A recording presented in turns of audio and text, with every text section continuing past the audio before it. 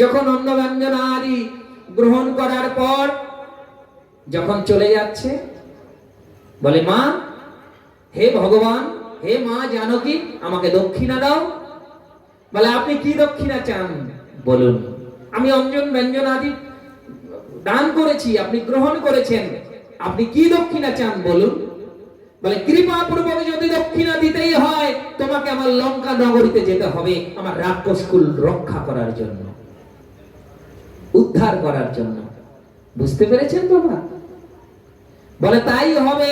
যেদিন রাম রাবণের যুদ্ধ হবে, সেই দিনকে মহামায়ার তপস্যা করার জন্য যখন আমি মহামায়া দেবী দুর্গাকে আহ্বান করব, সেই দিনই যেন তুমি আমার পূজার পৌরোহিত্য গ্রহণ করো এবং পূজা করো। কাকে বধ করার জন্য? পুজো করছে কে? রাবণ। কাকে বধ করার জন্য? রাবণকে বধ করার জন্য। ভাবনার বিষয় রয়েছে। আর আমরা শাস্ত্র জানি না, জানতে চাই না, কেউ জানালেও বলি না, শুনবো না, শুনি না, বুঝি না, বুঝবো না, হবে না। যার জন্য আজকে আমাদের মায়ের কৃপা সর্বত্র রয়েছে।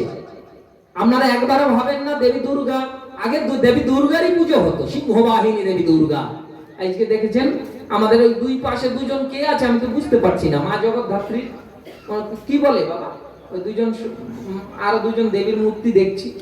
জগদ্ধাত্রী তো সিংহের পরে রয়েছেন, করিন্দ্রাসুরকে বধ করছেন, খুব ভালো কথা।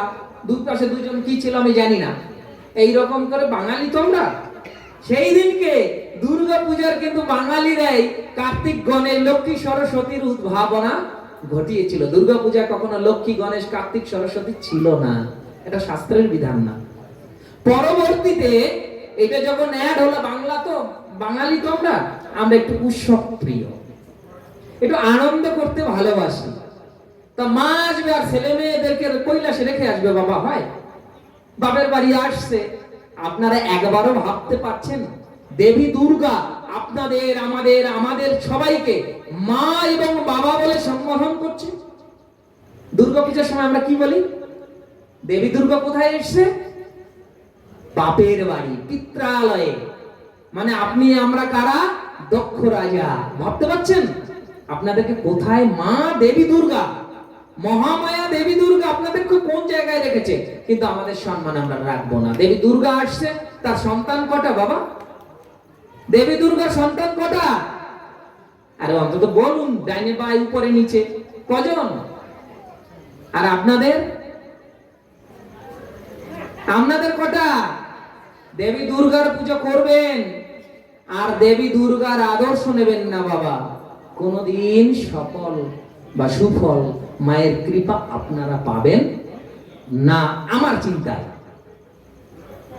দেবী দশপ্রহরণধারিণী দেবী দুর্গা, একটা হাতে অস্ত্র বাঁধ আছে, কোনো কিছু না থাকলে সাপ আছে। আপনারা একবারও ভাবেন না দেবী দুর্গার আমরা একজন ছোট বড় নিন্দা করছি? কখনোই নয়। আজকে আপনারা কেন একজন সাধু আজকে 7 বছর ধরে আসবে এই রামনগর? আমি তো বলবো বাবা অন্য কাউকে নিয়ে আসো, অন্য কোনো সন্ন্যাসীকে নিয়ে আসো 1 বছর, একই রকম তো দেখতে মনে হচ্ছে, তাই না বাবা? আর বরঞ্চ চেঞ্জ হলে চামড়া টামড়া কুচকে যাবে, বয়স হচ্ছে তো। সেই জন্য মনে রাখতে হবে আমাদের সাধু সন্ন্যাসী কোথা থেকে পাবো আমরা? আমাদের মা সাধু সন্ন্যাসী তো দূরের কথা, আপনাদের অস্তিত্ব রক্ষা করতে পারবেন? আজকে কালী মূর্তি ভেঙেছে, জগদ্ধাত্রী মূর্তি ভেঙেছে, ওইখানে ভেঙেছে, মন্দির বাজারে ভেঙেছে, কাকদ্বীপে ভেঙেছে, কাঞ্জিপাড়ায় যে ভাঙবে না তার কি গ্যারান্টি আছে? রামনগরে একবারও ভাবেন না? ভগবান কি বলছে শাস্ত্রে? ধর্ম রক্ষিত রক্ষিতম। ধর্মকে আপনি ধর্ম রক্ষা করুন, ধর্ম আপনাকে রক্ষা করবে। কই ধর্মকে রক্ষা করার জন্য আপনারা নিজেরা কতটুকু প্রস্তুত হয়েছেন? শুধু উৎসব করলে হবে না, বক্স বাজিয়ে হাফ প্যান্ট পরে নাচলে কোনো মায়ের কৃপা পাওয়া যাবে না। 3 দিন ধরে উৎসব করুন, নাচুন, ভালো কথা, কিন্তু নিজের শক্তি সামর্থ্যকে বিসর্জন দিয়ে নয়। নিজের শক্তি ও সামর্থ্যকে জাগ্রত করতে হবে। সার্বিকভাবে সব ভাবে আমাদের চিন্তাটাকে জাগ্রত করতে হবে। সব চিন্তা, শুভ চিন্তা, চিন্তা শুধু করলেই হবে না, আমরা বলুন তো, কজন আমরা নিজের ছাড়া অপরের চিন্তা আমরা কজন মানুষ করতে পারি? মেরেছিস কলসিরি কানা তাই বলে কি প্রেম দেব না? হরে কৃষ্ণ হরি বলে বললে হবে না। বড় ভক্ত হলে ভগবান রক্ষা করবেন না। ভগবান রক্ষা করবেন তখনই যখন ভগবানের উপর আপনি বিশ্বাস রাখবেন, তার আদর্শের উপরে আস্থা রাখবেন। সেটি কেমন? আমি ছোট্ট একটা গল্প বলছি বাবা, গল্প দিয়ে শেষ করব, আর একটা জায়গায় যেতে হবে। একজন ভক্ত, এই যে আজকে বাবা বৃষ্টি হয়েছে না, তো মন্দির এলাকার লোকজন, ভারী বর্ষণ হচ্ছে, বৃষ্টি হচ্ছে, বৃষ্টিতে এলাকায় জল জমে গেছে। জল জমে গেছে, সবাই বলছে এই এলাকায় মনে হয় এখন থাকা যাবে না। আগে জল জমেছিল, এখন নিকাশি ব্যবস্থা নেই, তো তাই জল জমে ডুবে যাচ্ছে। জল জমে যাচ্ছে, এই এলাকায় মনে হয় থাকা যাবে না, চলো আমরা চলে যাই। সেই দিনকেই একজন সাধু বাবা এসেছে এই মন্দিরে, বলছে যে সাধু বাবা, আমরা সবাই এলাকার লোকজন সবাই আমরা ছেড়ে চলে যাচ্ছি, চলুন আমাদের সাথে আপনি চলে যান। না না, আপনারা চলে যান, আমার ভগবানের প্রতি অটুট বিশ্বাস রয়েছে, ভক্তি রয়েছে, শ্রদ্ধা রয়েছে, ভগবান আমাকে রক্ষা করবেন। বলে বাবা, এই যে যা বৃষ্টি শুরু হয়েছে, জল এত বাড়া বেড়ে গেছে, জলের মানে নিচের ফ্লোরটা তলিয়ে গেছে, অতএব চলুন, আর থাকা যাবে না, চলে যাই। চলে গেছে। গ্রামবাসীর মানুষ সবাই, সাধু বাবা ওই মন্দিরেই রয়েছে। সেখানে গিয়ে গ্রামবাসীরা বলছে, ওই যে উদ্ধার কর্মী থাকে বাবা, উদ্ধার কর্মীরা থাকে না, লাল লাল পোশাক পরে, এই ছেলে কিছু চুপ করে বসো।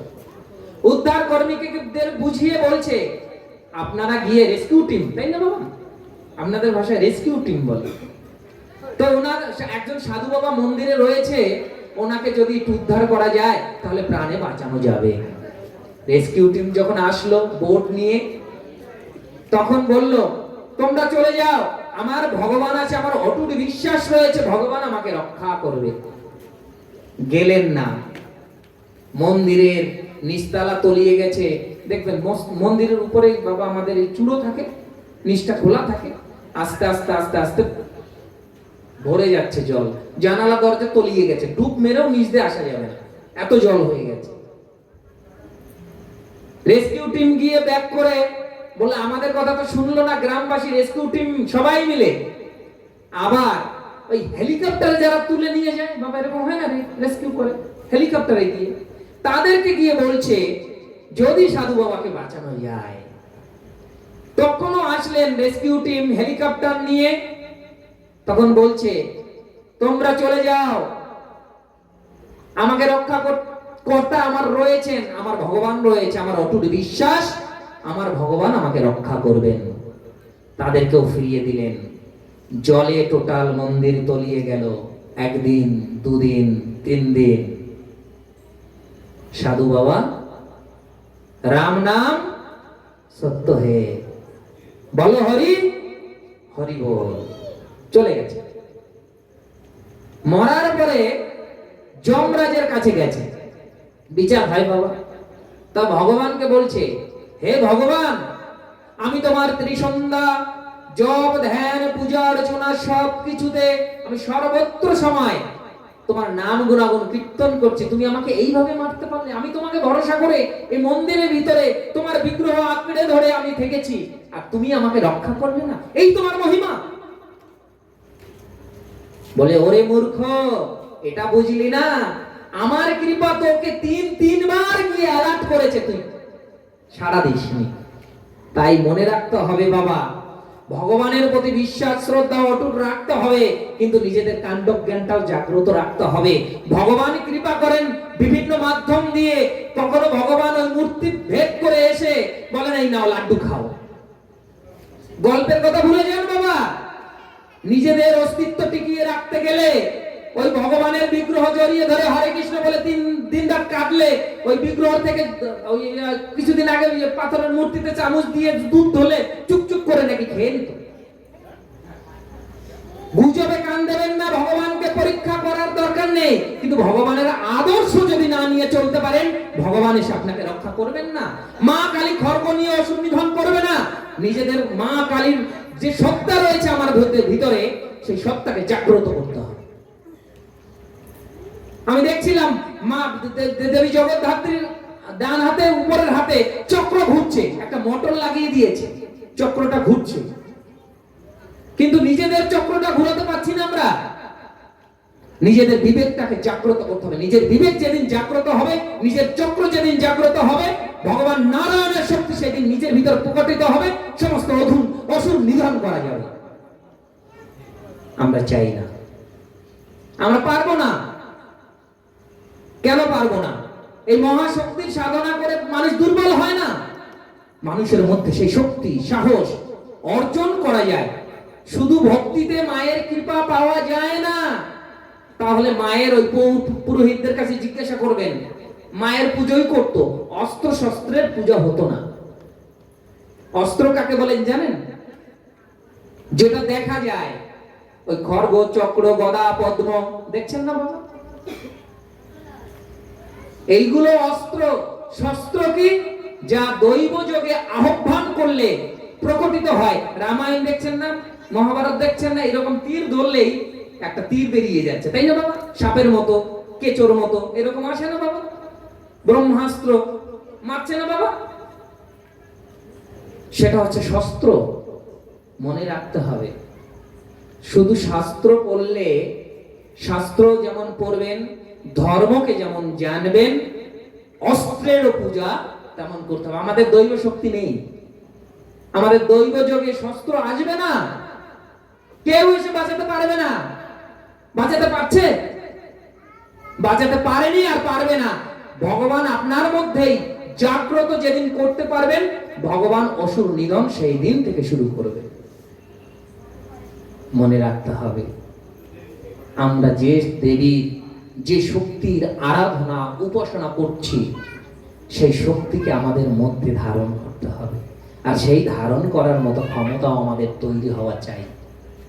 শুধু শাড়ি পরলাম, দামি দামি গহনা পরলাম, ধনতেরাসে গিয়ে গহনা কিনলাম, ধনতেরাসের দিন গহনা কেনার জন্য ধনতেরাসের দিন নয় বাবা। আমাদের বাঙালির সংস্কৃতি হয়ে গেছে গুজরাটি সংস্কৃতি ধরেছে। গুজরাটিরা হচ্ছে ব্যবসায়ী, তারা ধনতেরাসের দিন আরো ব্যবসাটাকে বৃদ্ধি করার জন্য, ব্যবসাটাকে বড় করার জন্য করেছে। কিন্তু ধনতেরাসটা মনে রাখতে হবে, ধন্বন্তরী দেবতার আবির্ভাব তিথি। এত সোজা নয় বাবা। ধন্বন্তরী কে জানেন? আপনারা সমুদ্র মন্থনের কথা জেনেছেন, জেনেছেন তো বাবা? একদিকে অসুর আর একদিকে ভাসুর, নাকি দেবতা, তাই তো বাবা? একদিকে অসুর আর আরেকদিকে দেবতা। এক এক করে উঠেছিল। কি কি উঠেছিল কারো করে জানা আছে? লক্ষ্মীর ভান্ডার তো আসবেই। লক্ষ্মীর ভান্ডার না হলে কি 1000 টাকা পাবে? এই বাবা বলছে লক্ষ্মীর ভান্ডার, লক্ষ্মীর ভান্ডার না হলে 1000 টাকা দেবে না। লক্ষ্মী উঠেছিল, মোট 15টি জিনিস উঠেছিল, তার মধ্যে যে শেষ উঠেছিল লাস্ট, এরপরে আর কোনো কিছু ওঠেনি। সেটা হচ্ছে ভগবান ধন্বন্তরী, চতুর্হস্ত বিশিষ্ট। তার হাতে 4 হাতে 4টে রকম জিনিস ছিল। তার মধ্যে, আচ্ছা বলুন তো দেখি, আমাদের জাতীয় ঔষধের নাম কি? গাছের নাম কি? ঔষধি গাছের নাম কি জানেন? কেউ জানেন? জানি না। ওই ভগবান ধন্বন্তরীর হাতে কিন্তু ওই সমুদ্র মন্থনের সময় ছেটে উঠেছিল হাতে নিয়ে। সেটা অন্য কিছু নয়, গুলঞ্চ বলেন না আপনারা, চেনেন? বলে কি আবার নিম গুলঞ্চ, নাকি আবার উপকারিতা বেশি? গুলঞ্চ। আমাদের জাতীয় ঔষধি বৃক্ষের নাম হচ্ছে গুলঞ্চ। মনে রাখবেন, আমাদের সনাতন হিন্দু ধর্ম এত ছোট বা খাটো নয়। আজকে আমরা পুজো করছি, একবার একটু ভালো করে দেখুন তো। এই বাবা, এই দুজন বলছিলেন, সবাই বলছেন, আমরা যদি আমাদের দুর্গাকে পুজো না করতে পারি, আমাদের চণ্ডী পাঠের মধ্যেই তো বলছে ইয়া দেবী সর্বভূতেষু মাতৃরূপেণ সংস্থিতা। নমস্তস্যৈ নমস্তস্যৈ নমস্তস্যৈ নমো নমঃ প্রত্যেকটা মায়ের মধ্যে রয়েছে। তাই তো সাধক রামপ্রসাদ বলেছে, মাটির প্রতিমা পুজিস রে তোরা, মাকে তো তোরা পুজিস নে। প্রতিমার মাঝে প্রতিমা বিরাজে, তাকে তো তোরা খুঁজিস নে। আমাদের মা দেবী দুর্গা, মহামায়া দেবী দুর্গার অংশ সমস্ত নারী। শাস্ত্র বলছে যত্র নর তত্র নারায়ণ, যত্র নারী তত্র গৌরী। সমস্ত দেবী দুর্গার অংশ হচ্ছে সমস্ত নারী। তাই তো মাতৃরূপে না সংস্থিতা, মানে মায়ের রূপটাই তাদের মধ্যে সংস্থিতা। আজকে আমরা ভগবান বলি, কাকে বলছি? মাকে ভগবান বলি না বাবা। ভগবানটা হচ্ছে ভগবানের, পরব্রহ্মের, মহাশক্তির সারনেম। এই যে কি শর্ট ফর্ম, শর্ট ফর্ম মানে সংক্ষিপ্ত নাম ভগবান। ভগবানের ফুল অর্থ কি জানেন বাবা? পূর্ণাঙ্গ রূপ কি? আমরা ভগবান লিখতে গেলে কি কি লাগে? ভয় আকার, গ বয় আকার, অর্থাৎ ওই আকার মানে অ, গ বয় আকার ন। তাই তো বাবা, ভগবান। ভ এইটা খুব সুন্দর একটা তত্ত্ব রয়েছে, এটা জানতে হবে। হে ভগবান বলে দিলাম আর কাজ করলাম না, কাজ হবে না। ভগবান, ধতে ভূমি, মনে রাখবেন ভগবানের পূর্ণ নাম হচ্ছে ভয় ভূমি। ভ গ গতে গগন, গগন মানে কি? আকাশ, ভূমি মানে মাটি। ভতে ভূমি মাটি, গতে গগন মানে আকাশ। ভগ বা বতে হচ্ছে বায়ু, বতে বায়ু মানে বাতাস। আর অতে আকার আছে, তাই আকারে অ। অতে হচ্ছে অনন, অনন মানে আগুন। ঠিক বলছে, এই পর্যন্ত আসছে না কিন্তু ঠোঁটের ভাষায় বোঝা যাচ্ছে আগুন বলছে। ভালো লাগছে, কিছু কিছু বলবেন। ওই পার্বতী শিবতত্ত্ব বলছে না, পার্বতীকে ওই হু হু দিতে দিতে ঘুমিয়ে গেছিল। ওই হুটা দিয়েছিল কে? সুখ পাখি। ওই হু না দিলে ঠিক মাঝে মাঝে বোঝা যায় না যে আপনারা শুনছেন কিনা বা বসে বসে ঘুমাচ্ছেন কিনা। মাঝে মাঝে একটু সাড়া দেবেন। তো অতে অনন, অনন মানে আগুন। আর নতে নীর, নীর মানে জল। শাস্ত্রীয় ভাষায় বলা হয়েছে ক্ষিতি অপ্তে যে মরুদ বোম। অর্থাৎ আপনারা দেখবেন যখন পুজো হয়, পুজোর শেষে পুরোহিতরা বা প্রত্যেক সন্ধ্যায় এই রাধাকৃষ্ণ মন্দিরে গৌরাঙ্গ মহাপ্রভু রয়েছে, পঞ্চানন রয়েছে, মা রয়েছে, আপনারা দেখবেন একটা জিনিস করেন প্রত্যেক দিন। 3টে সন্ধ্যা হয়, যদিও 3টে সন্ধ্যা আমরা জানি না, 3টে সন্ধিক্ষণ, যদিও আমরা ত্রিসন্ধ্যা করতে না পারলেও অন্তত মঠ মন্দির প্রতিষ্ঠিত জায়গায় 2বার করা হয়। 2বার না পারলেও 1বার অন্তত করা হয়। কি করা হয়? আরতি করা হয়। আরতির সময় কি কি দিয়ে আরতি করতে হয় জানেন? পঞ্চউপাচার। যাহা আছে এই বিশ্ব ব্রহ্মাণ্ডে, তাহা আছে আমার এই দেহ ভাণ্ডে। অর্থাৎ এই পৃথিবীর বুকে যাহা আছে, বিশ্ব শুধু পৃথিবী নয়, বিশ্ব ব্রহ্মাণ্ডে যাহা কিছু রয়েছে আমার দেহ ভাণ্ডেও তাই রয়েছে। কি রয়েছে? আমরা বিজ্ঞানের ভাষায় জানি এই পৃথিবীর বুকে কতটা জল আর কতটা স্থল বাবা? 3 ভাগে জল আর 1 ভাগে স্থল। এখন মায়ের আবার এই ভূগোল ড্রেস পরে, জানেন তো? কলকাতার দিকে ভূগোল ড্রেস পরে বেশি। 3 ভাগে জল আর 1 ভাগে স্থল, মানে কি 3 ভাগ দেখা যায়, বুঝলেন? 3 ভাগ দেখা যায় আর 1 ভাগ ঢাকা। অবশ্য দেখুন বাবা, আপনারা খারাপ ভাববেন না, ওইটা দেখতে আপনাদেরও ভালো লাগে। হ্যাঁ, সকলেরই ভালো লাগে দেখতে, কিন্তু এটা আমাদের সংস্কৃতি নয়। ভূগোল ড্রেস পরবেন না। এই তো মায়েরা দেখুন যারা শাড়ি পরে এসছে, শাড়ি পরলে না, জামা কাপড় পরলে অনেক কিছু দেখা যায়। খারাপ ভাববেন আমার কথা নিয়ে কেউ, কিন্তু জামা পরলে অনেক কিছু ঢাকা থাকে। তথাপিও শাড়ি পরলে দেখবেন মাতৃত্ব ভাব মেয়েদের মধ্যে জাগ্রত হয়। এটা কি সুন্দর লাগে না? মা একটা ভাব শাড়ি পরলে। আর যত দামি প্যান্টই পরুন না কেন, ওই জামা প্যান্ট পরেছে। এখনকার বয়স্ক মায়েরাও দেখি জামা প্যান্ট পরে, সে কেমন লাগে, ওই শিং ভেঙে বাছুরের তেলে নাম লেখানোর মতো মনে হয়, তাই না বাবা? হ্যাঁ বাবা, একটু মাঝে মাঝে হাসছে, বেশ ভালো লাগছে মনে হচ্ছে। তো সেই জন্য মনে রাখতে হবে এই শাড়িটা আমাদের সংস্কৃতি। এই ভগবান আমাদের এই সমস্ত দেহের মধ্যেই রয়েছে, তাই তো আমরা ভগবানের আরতি করি। এই জগতে সমস্ত পূজা সার্থক হয় যদি শেষে আমরা আরতি করি। কারণ আরতি কেন করা হয় জানেন? মনে রাখুন, আপনারাও বাড়িতে যখন একটা ধূপ হোক, দীপ হোক, অন্তত একটু ঘুরাবেন। ঘুরালে কি হয় জানেন? প্রত্যেক দিন যখন আমরা ভগবানের পুজো করি, অনেক সময় বিভিন্ন মন্ত্র বলি, আমরা পারি আর না পারি, যতটুকুন পারি। কিছু না পারি হরে কৃষ্ণ করি, রাম রাম করি, কৃষ্ণ কৃষ্ণ করি, ওম নমঃ শিবায় বলি। যদিও কোনো মন্ত্রে ভুল হয়ে থাকে পুজোয়, আরাত্রিকা যখন আমরা আরতি করব, সমস্ত ভুল সংশোধন হয়ে যায় এবং মা কৃপা করেন, অর্থাৎ ভগবান কৃপা করেন। তাই ভগবানকে তখন আমরা কি দিয়ে আরতি করি? বলছে পঞ্চউপাচার। এই বিস্তারিত আলোচনা আমি একদম সংক্ষেপে বলে সেরে চলে যাচ্ছি। সেটা হচ্ছে পঞ্চউপাচার কি? ক্ষিতি অপ তেজ মরুদ বোম। তার মানে কি? মাটি, অগ্নি, বায়ু, জল, বাতাস এবং গগন, শূন্য বা সপ্ত বাতাস। কি সেই মাটির প্রতীক হচ্ছে গন্ধ। গন্ধ মানে কি? ধূপ এবং ধুনো। ধূপ ধুনো দিয়ে আমরা ভগবানের আরতি করছি, তাই তো বাবা? হে ভগবান, আমার মধ্যে যে মাটি রয়েছে তার প্রতীক স্বরূপ গন্ধ, গন্ধের প্রতীক সুগন্ধি ধূপ অথবা ধুনো, এই দিয়ে আমি তোমাকে আরতি করছি। অর্থাৎ আমার মধ্যে যে মাটি আছে, তোমার কৃপায় আমি পেয়েছি, তাই তোমাকে সেই বস্তু দিয়েই আরতি করছি। তুমি কৃপা করো, আমাকে আশীর্বাদ করো। তারপরে কি দিয়ে করি দেখবেন, আমরা একটু আগে আরতি করলাম না মায়ের? ঝাড় প্রদীপ দিয়ে, অর্থাৎ আগুন। আমার মধ্যে টেম্পারেচার রয়েছে, আছে না বাবা? টেম্পারেচার লো হয়ে গেলে গেল, বলো হরি হরি বল। আর যদি 105-এর উপরে উঠে যায়, বলবে ইউরিন ইনফেকশন হয়েছে, না হলে অন্য কেস হয়ে গেছে, চলে যাবে, তাই না বাবা?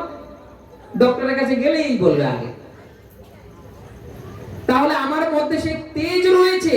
তেজের প্রতীক কি? না অগ্নি। অগ্নির প্রতীক স্বরূপ পঞ্চপ্রদীপ, ঝাড় প্রদীপ, কর্পূরের আগুন। অর্থাৎ হে ভগবান, আমার মধ্যে যে তেজ রয়েছে, সেই তেজ দিয়ে তোমাকে আমি আরতি করছি, তুমি গ্রহণ করো, আমাকে আশীর্বাদ করো। অর্থাৎ তারপরে কি দিয়ে করি আমরা আরতি? দেখবেন জলশঙ্খ। আমার মধ্যে জল রয়েছে। আমাদের বিশ্ব ব্রহ্মাণ্ডে বললাম না 3 ভাগ জল আর 1 ভাগ স্থল। আমাদের দেহের মধ্যেও 3 ভাগ রস আর 1 ভাগ মাংস, পিণ্ড, অস্থি, মজ্জা, সার রয়েছে। তাই হে ভগবান, এই জলশঙ্খ দিয়ে আমি তোমাকে আরতি করছি। এই জল আমার মধ্যে আছে, তোমাকে সেই জল দিয়ে আরতি করছি। অর্থাৎ বরুণ দেবতার প্রতীক জল, জলের প্রতীক শঙ্খ, জল দিয়ে আমরা করছি আরতি। তুমি আমার পূজা গ্রহণ করো, তুমি আমাকে আশীর্বাদ করো। তারপরে কি দিয়ে করি আমরা? জলশঙ্কর পরে বিভিন্ন অস্ত্র শস্ত্র দিয়ে, যে দেবতা যার হাতে যে অস্ত্র রয়েছে, বিশেষ করে ভারত সেবাশ্রম সংঘের, আপনারা যারা দেখেছেন, যারা দেখেননি,